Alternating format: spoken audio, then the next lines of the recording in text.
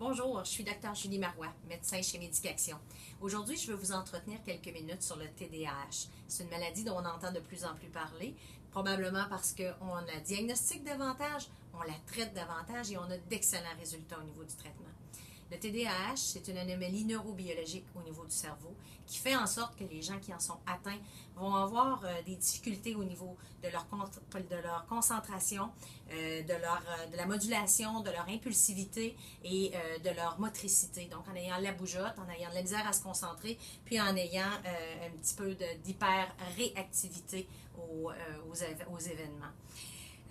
C'est une maladie qu'on peut facilement traiter de nos jours et qu'on peut facilement diagnostiquer, mais à partir de grilles d'évaluation qui sont vraiment méticuleuses et qui se doivent d'être bien remplies, bien complétées afin de faire des diagnostics précis.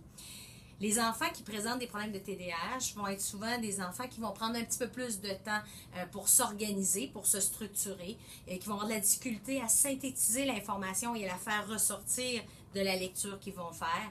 Ils vont avoir de la misère à lire, à suivre leur professeur en classe. Ils vont oublier souvent leur matériel. Mais ce qui est le plus important de tout ça, c'est que souvent à la longue, ils vont développer une faible estime d'eux-mêmes et une difficulté relationnelle avec leur père.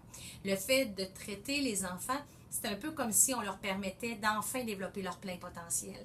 On ne donne pas plus d'intelligence aux enfants, mais on leur permet d'utiliser leur intelligence au maximum pour se développer au maximum et d'être capable de développer avec leur père des relations qui sont saines et qui sont positives. Au niveau des adultes, le traitement peut faire aussi toute la différence. Les adultes atteints de TDAH ont souvent développé des forts mécanismes d'autosurveillance pour ne pas faire d'erreurs, d'oubli ou de faute d'inattention. Souvent, ça se fait au détriment de bons mécanismes d'anxiété également qui vont être présents. Donc, souvent, on va les aider à être mieux organisés, à être mieux structurés dans leurs pensées, à avoir moins d'anxiété relative au fait de devoir surveiller les choses qu'elles font à outrance afin d'éviter des oublis. Globalement, les gens sont généralement très satisfaits des traitements qui sont initiés.